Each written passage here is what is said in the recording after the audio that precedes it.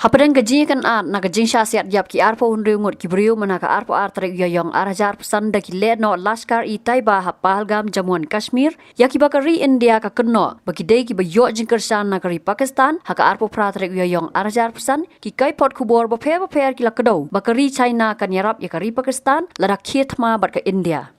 Laong baka China kalapa shispa lipotli ki misail lani ki nam ding PL-15 syari Pakistan ya ki ban siat lengba ki jet yapom nari Pakistan ya ki baki lat pathai kubor ha ka parthai ki lakam bagi te ki nam ding ki lapoi syari Pakistan.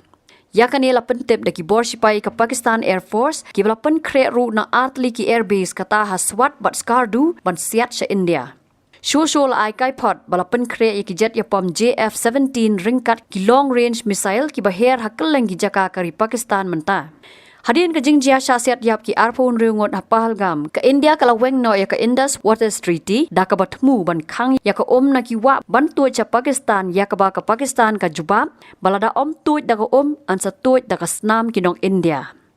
Laong baka kubor ay jingkersan da ka China ya kari Pakistan ka long lingba menteri ubaripet ya ki kambari kari China Wang Yi ubalaya kran mat menteri kambari ka Pakistan Ishaq Dar.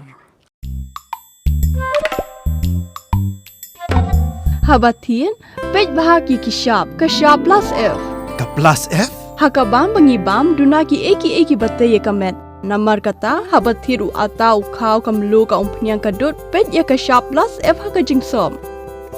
Yaki nutrient kum ki vitamin bat ka iron la icon diat bat ka bathau bha kam khta I ka dur jing ki mar bam ka jing mat lani ka rukom shed yaki balehi banai kita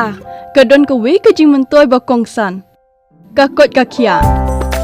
ka nutrition ba kham bha ka jing im ba kham bha pendon kam daki mar bam modon ka shop plus F menta kasni Lawan Ra Shafi Lingba ko office jong Commissionerate of Food Safety Meghalaya